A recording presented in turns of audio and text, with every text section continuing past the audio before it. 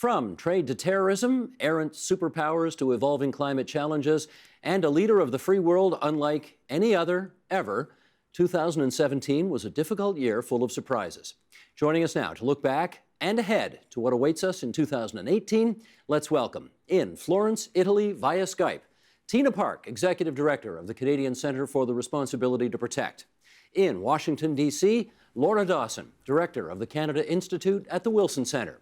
And here in our studio, Besma Momani, Senior Fellow at the Centre for International Governance and Innovation, that's CIGI, and Professor at the University of Waterloo's Balsillie School of International Affairs, and Dr. Samantha Nutt, Founder and Executive Director of War Child Canada and Assistant Professor at the U of T's Department of Family and Community Medicine. Great to have you two back in our studio here, and to our guests in Points Beyond, particularly all the way in Italia. Buonasera, buonasera, a Italia. Tina, lovely to see you again there as well. Let's just, because, I guess the biggest story internationally this year is the new American administration and the different way it is doing business. So, Laura, I do want to start with you since you're in Washington, and I wonder if you could tell us, the Trump administration clearly has a new way of doing business internationally. Do you see an overarching doctrine or strategy at play here so far? An overarching doctrine or strategy. Donald Trump is a surprise each and every morning that we get up and read our Twitter feed. If confusion and chaos is a strategy, then he's certainly delivering in spades. At the same time, he does what he says he's going to do. He said he was going to withdraw from the Paris Accord. He did. He said he was going to scrap TPP. He did. So there's a certain level of consistency as well. I'm not sure it's making is strengthening the United States' position in the world. In fact, I did an economic briefing yesterday, and we were talking about the U.S. as a hermit kingdom.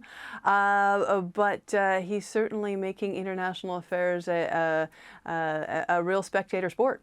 That is the truth. Besma, confusion and chaos were the two words that Laura just used. Now, there are those who think that he does that purposefully as a preordained strategy because it worked for him in business, and he doesn't know why it wouldn't work for him in international affairs. What do you think?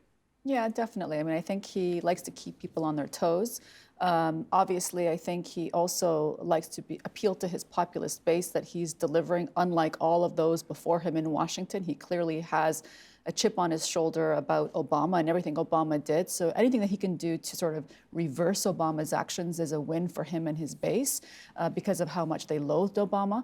But of course, I think there's also a broader strategy that he falls into, which is a sort of a unilateralist one in foreign policy, and that he does things not in the public good or in the larger moral good that perhaps previous presidents at least claimed to do, that he really does things, as he says, to make America great again.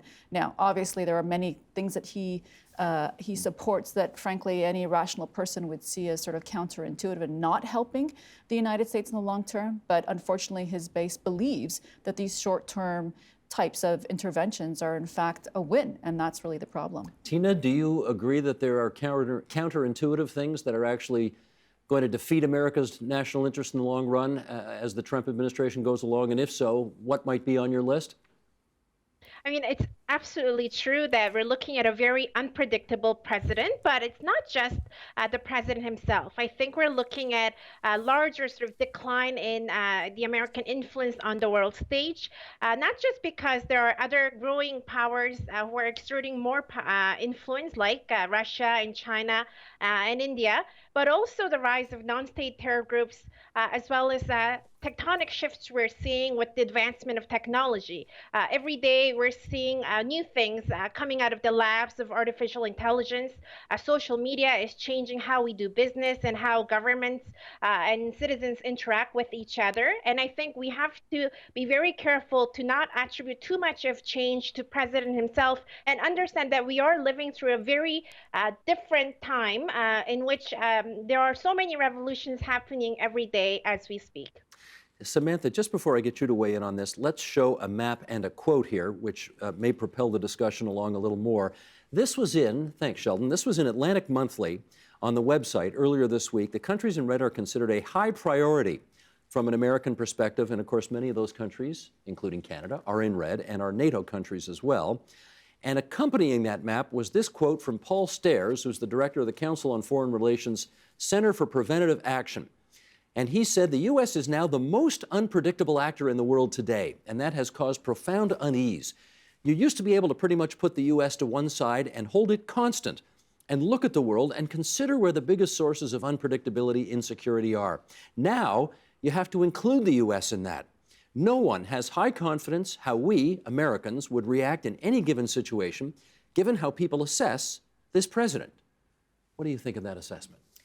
I agree with that. I mean, the one thing I would say, I do think it has been a policy of chaos and confusion, but there are ways in which he's been fairly consistent. He's been fairly consistent in terms of his antagonisms, especially towards North Korea and also Iran, and that is creating a climate of instability. And he's been very consistent with respect to his disengagement from traditional forms of diplomacy, multilateralism, for example. So what that's doing is that is creating a space for other actors to take on a more prominent role, and we're seeing that, and that's creating even further instability. So we're seeing moves on the part of China, especially towards Africa, and acquiring a great deal of agricultural land, resources, and other things. We know this is a regime that has not a lot of respect for human rights, and so they are propping up some governments around the world who are doing some unsavory things, and particularly in places like Eastern Congo, for example, and Sudan.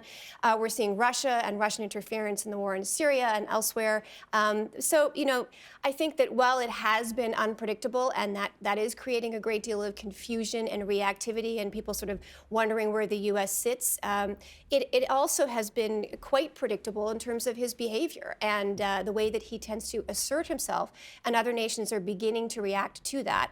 Unfortunately, in the process of reacting to that, it is leading to greater instability and I think more uncertainty, particularly heading into 2018. Well, let me follow up with Laura on that, because if in fact this America First approach and a certain retrenchment from international commitments and I mean, Samantha says getting out of the Trans-Pacific Partnership and other things as well, Paris Climate Accords, if that has opened a window to allow other potential superpowers to move in and fill that space, presumably that's not in America's national direct interest. And if that's the case, surely somebody has told the president that his policies may have the exact opposite outcome he wants them to have. Is anybody making that case to him that you know of? There may be people making that case to him. People ask me all the time, Ed, isn't the president considering the long-term implications of this action and that action?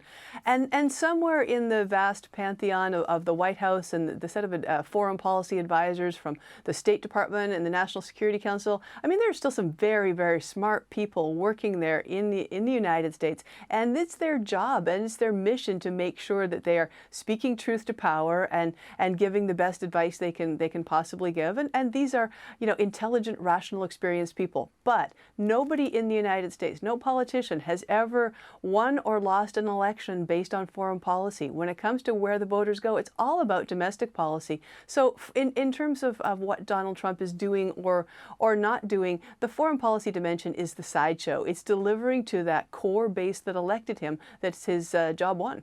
No, I appreciate that, but Besma, clearly you folks look at the way that America is approaching the world right now, and you have your various criticisms or approvals of whatever he's doing. But if part of the effect of what he's doing is giving China a bigger say in international affairs, how's that good for America? Well, it's not in some respects. So why don't they get that? Well, frankly, he's surrounded himself by yes men, right? He's surrounded himself by mostly men, but some women, his daughter, you know, people who basically agree with him at all times. He's very much personified or made the White House sort of his own little personal cabinet of family members, and he's gutted the ministries or the agencies that matter. I mean, obviously the State Department being a big one. I mean, the State Department is void of people because of either retirement, because they're leaving en masse. There's a proposal right now to decrease its budget by 30%. I mean, really, there is a lack of. I mean, I agree with Laura that there are intelligent people, but a lot of the intelligent people are running away from this White House or not even taking the call when they did call a year ago to join. So I think there's a real challenge in terms of intellectual heft being absent around Donald Trump. And this is not a man, unfortunately, and I think let's be honest here, who's not really well read. He's not particularly bright. And so there's a challenge here. He does not have good advice. He says he's the smartest guy in the Oval Office. Yeah. And he's got the IQ to prove it. That's what he says. That's the person who claims to be the smartest in the room who's not, right? Absolutely. So we need to be careful here. I think he is going by his gut, as he often says, and his gut is wrong. He makes mistake after mistake after mistake. Name one. Oh gosh, we don't have all day. I mean, the TPP, for example, right? The TPP, anyone who objectively looked at that agreement saw that this was written all for U.S. interest. In many ways, it's a good thing that the U.S. is out of it, because now it can be, I think, modified to be far more fair to us included in Canada, but to many of those partners. So, those who are now the TPP 11 are probably happy they're out. But the reality is that was a deal that actually benefited American corporations, particularly on intellectual property. So that's the kind of mistakes that he makes, but he does this because he wants to appeal to his base. He wants to say that he committed to something that Obama never could have committed. He's got a complex, let's be honest here, with Obama. And so this is really just a man who acts in his own self-interest like it's all a TV show. Let me get Tina on this as well. Tina, as you look around the globe at the places where the U.S. has pulled back because of whatever commitments Mr. Trump may have made on the campaign trail, and you see other countries moving in, give me the example that sort of concerns you the most on that front. Actually, there are real debates in South Korea about the future of American engagement on the Korean Peninsula.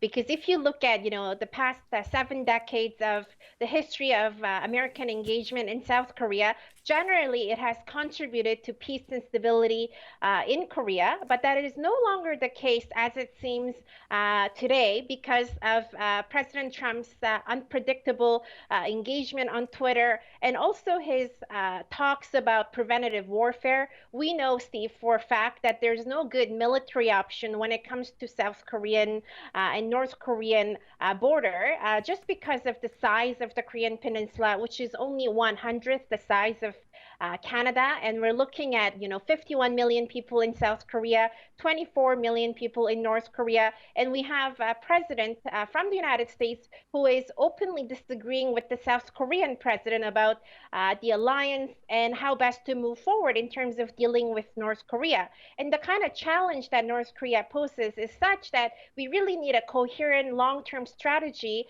that is jointly crafted between South Korea and the United States. But when you have president like President Trump, who likes to directly engage with very complex issues of foreign policy, we're in a bit of a trouble. And I think it calls for more coherent action coming out of Washington, because he is the kind of person who likes to contradict even his own Secretary of State.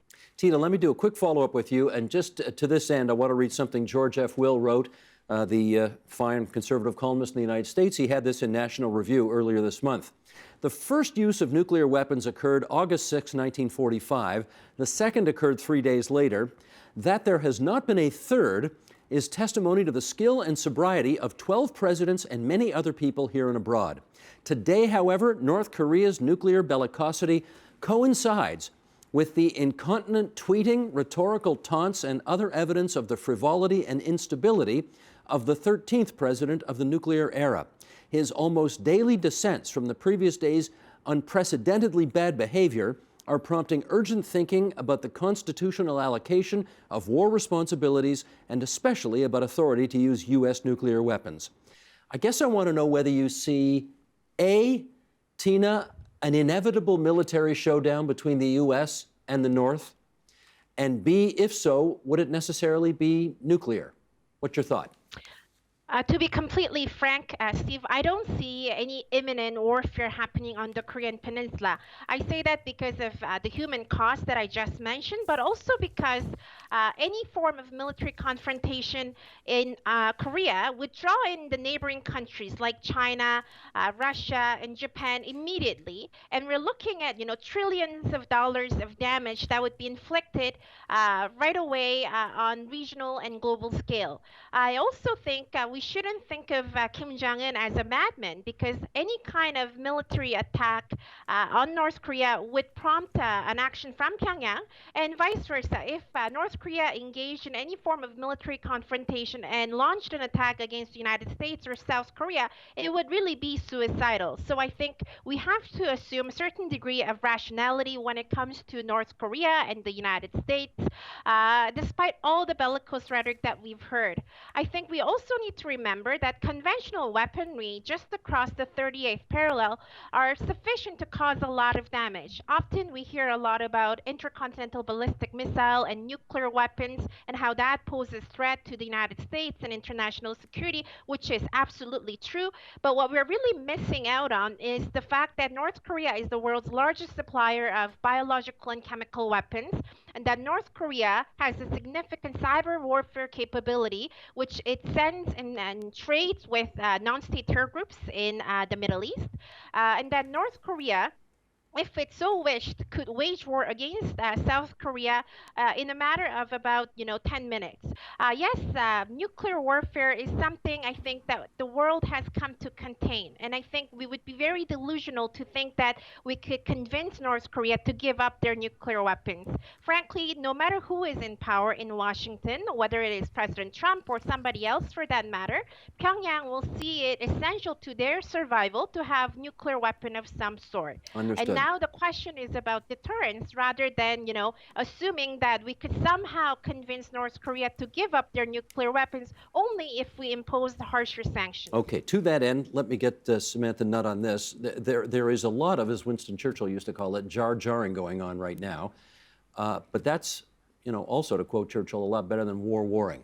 Are you fairly confident that what we're seeing are just two guys who want to insult each other in public, but it's not going to go further than that? I mean, we're talking about nuclear weapons, so I wouldn't want to bet on that proposition. I think that when you have very unpredictable people, the outcome is highly unpredictable. And I think that strategy of ongoing antagonisms is a very dangerous one because we frankly don't know how they're going to react. And we're talking about, the most effective lethal weapon in the entire world, and there are many thousands of them still around. So I do agree that when it comes to the mistakes that Trump has been making, or some of the biggest mistakes, the way that his engagement has gone with Iran and canceling that agreement, the way that it's gone with North Korea, the ongoing antagonisms. I mean, we are moving us towards a place of greater instability at the same time because he's alienating so many of what would have been allies in the struggle, whether you're talking about China or others. It means that he's virtually powerless in terms of his ability to even try to contain or negotiate or have any degree of moral legitimacy. And that's the problem. When America's standing is in decline like this, then they have very few diplomatic tools at their disposal to achieve the kinds of outcomes we really need to be seeing right now, especially on the hot files. And North Korea is the biggest one, and Iran as well. Well, let's pick another hot file. And Laura, you can certainly share your view on what we have seen in terms of reaction to the president's announcement the other day that he wanted to move, well, first of all, that he wanted to acknowledge that the capital of Israel is Jerusalem. That is a change in position for the United States.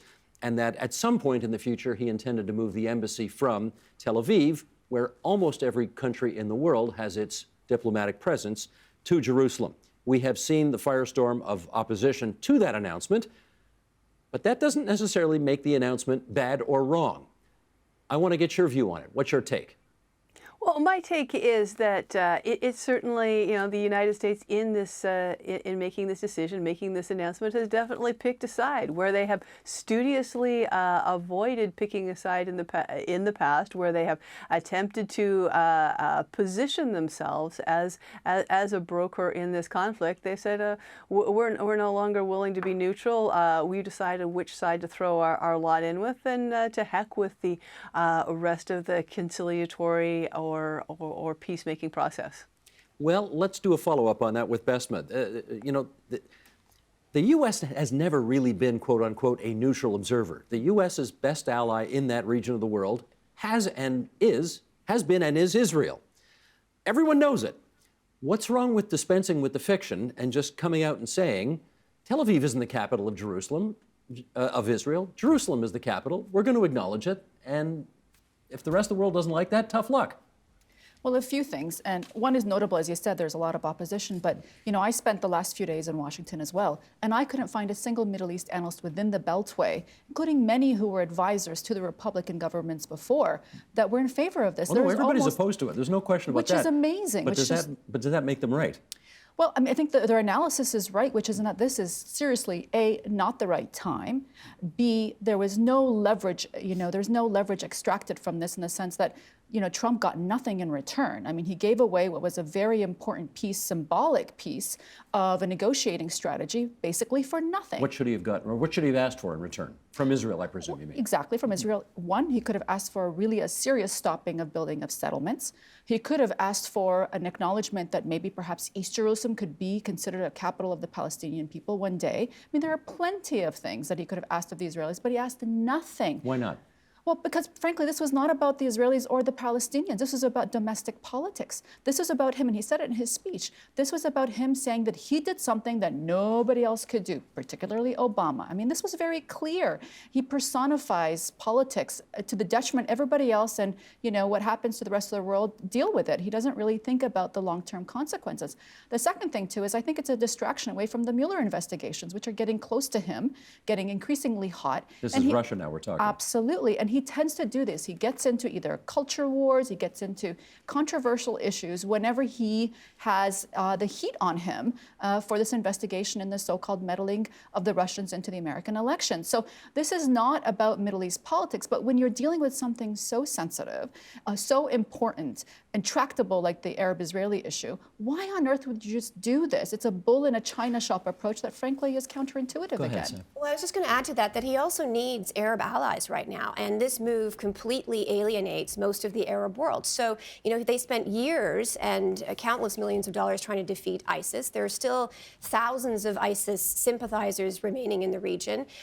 You behave in this fashion. You acknowledge Jerusalem as the capital. What you do is you alienate some of those people that you need on side if you are very serious about defeating terrorism. So it's a contradictory policy. Or the other side of the argument is that the Arab world is in such disarray right now, mostly fighting amongst itself, that this is the ideal time to do it because they're so disorganized and can't mount a unified attack against this policy idea. That's the other side of the coin. Well, you could, but the reality is we're already seeing from a security perspective that it has compromised U.S. security. We've seen that Al-Qaeda has come out and they have, said that now that they're issuing a jihad because of this, and so it's a very dangerous strategy. Well, I think it's really interesting is look at the Israeli press, particularly the left-leaning Haaretz, right? Mm-hmm. One of the most interesting things that came out of that is, okay, you want to sort of, if you're going to claim that now Jerusalem is a part of Israel, particularly East Jerusalem. What about the 300,000 Arabs that live there? They're predominantly Arab-inhabited East Jerusalem. Are they going to become citizens of the Israeli state, which they're not at the moment? I mean, so there is an increasing conversation now that I've seen for the first time. It was a very academic conversation of the one-state solution, and I'm seeing it now, and for the first time, actually discussed both in American presses. Washington Post had a piece on it, increasingly more so in the Israeli press. I mean, this is now, I think, what Trump has unleashed. Increasingly people are saying, if you look at the map, a two-state solution is becoming increasingly more difficult. Maybe we need to start talking about a democratic one-state solution, which Israel again does not want. Absolutely, yeah. But you can't have your cake and eat it too. You can't take over, East Jerusalem and continue to deny people citizenship rights. So it's a huge moral dilemma that I think people are going to have to grapple with after this, I think, disastrous policy choice. Let me get you to look just a little south of Israel to Saudi Arabia right now, because there are some fascinating things that have been happening there over the past year, many of them having to do with increased rights for women, such as the right to drive and the right to go to movies now and this kind of thing. And there's a guy with 3 initials, MBS, who is getting a lot of the credit for that. How is America looking at, is it with, astonishment, with interest, with what, at the developments in Saudi Arabia, one of its closest allies in the region for many, many years? Mohammed bin Salman is like Saudi Arabia's never seen before. He's also unpredictable as well. Look, there's 2 stories to MBS. One, on the social cultural front, he is a reformer. And we need to be congratulating him for what he's doing on this. Because he is sort of the next generation down from the old men who ran this kingdom for a long time. Absolutely. Look, there is an absolute hunger of young people. As you know, I wrote a book on this and talked to Saudi youth. They're sick and tired of living in the medieval ages. They want to live in a modern society. They want to live in a place like Dubai, not in a place like Riyadh.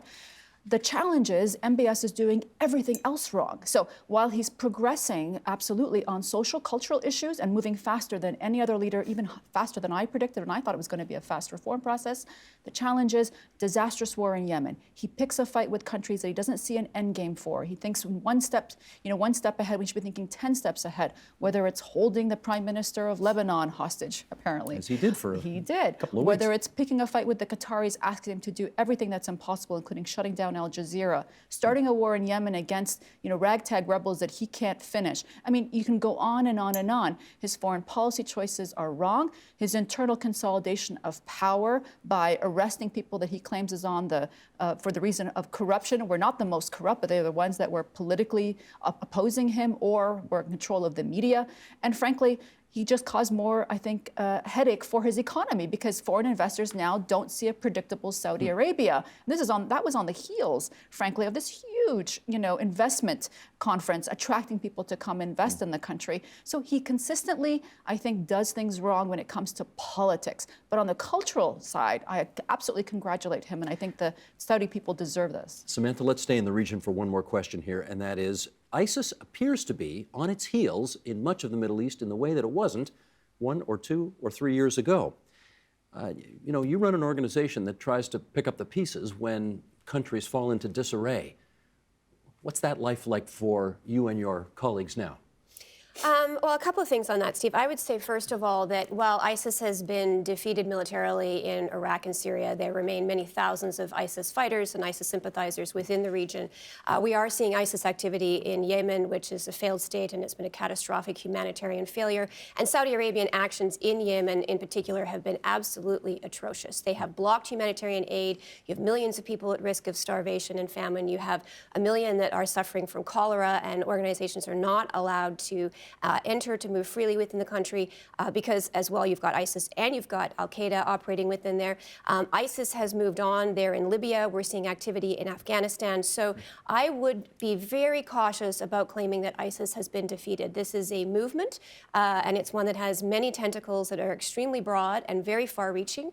And I think that given the unpredictable nature, which we've already spoken about, of the U.S. administration right now, I think that they've got a very strong kind of social media presence, and they're appealing to groups that are very dissatisfied and unhappy with particularly the anti-Muslim rhetoric and Islamophobia that has been coming from within certain Western nations. So from a humanitarian point of view, in terms of our organization, we are stretched, I think, like any humanitarian agency, very thinly right now. There is more conflict in the world. There are more vulnerable people at risk. You've got the worst famine and refugee crisis since World War II, with more than 60 million people displaced. And so it's an ongoing challenge. And unfortunately, I think that we feel kind of saturated, right? When you look at hurricanes and other natural disasters and wildfires and then conflict, there's a lot to do. And I think we feel sort of exhausted in terms of the need. I don't say this with 1 ounce of facetiousness, but 'tis the season to make your checks out to War Child Canada and others. Well, thank you, Steve. I appreciate that. Who are doing good work around the world, and they need your help right now. thank So you. I'll just put that out there. With time running out, and I want to get to a couple of other things here. Tina, I want to bring you back in because the Prime Minister of Canada recently concluded what was supposed to be, or what was hoped to be, a successful trade mission to China. Didn't quite work out that way. The conventional assessment has been that the trip was a failure. Is that your assessment as well? Not really, Steve. To be completely frank, again, expectations were very high, but we should not dismiss the trip as a failure. The Prime Minister is addressing the anxiety of Canadians, which is shared elsewhere in the world, about trade agreements having to be more than just about lining up numbers on a sheet of paper. Many Canadians have expressed concerns about China's approach on gender issues, labor and social rights, as well as their environmental policies. These concerns reflect broader Canadian values about human equality, and China is signatory to several international agreements on all of these issues. So it is not accurate to call it as imposing our values on China either. And I think Canadian business community is of two minds. Some want open access to the Chinese market, while others are very concerned about letting Chinese state-owned businesses buy up large parts of Canadian market. And understandably, Beijing will want to sort of wait and see how NAFTA negotiations go before moving too fast. And Canada, for its part, is facing pressures from Japan and Australia to join TPP. There aren't instant results when we are negotiating trade deals. And we've seen that in our history with the Canada-US Free Trade Agreement, with NAFTA, with the CETA, and even the Canada-Korea Free Trade Agreement, which took over a decade to negotiate. So I think we have to remember that we're dealing with an ancient civilization that is rising as the most dominant economic power. And because the file is so complex, it will take some time for us to have fruitful outcomes. Okay, Laura, let me get as well from you a response on the other major negotiations that Canada is involved with right now, and that is our attempt to find a new sweet spot with the United States and Mexico on a renewed NAFTA. Where are things at right now? Sure, and I think it really is all about NAFTA, Steve. I mean, the negotiations or the conversations with the TPP, even the conversations with China, I really don't think these are about social or progressive issues. I really don't even think they're about foreign policy issues. I think they are about economic issues.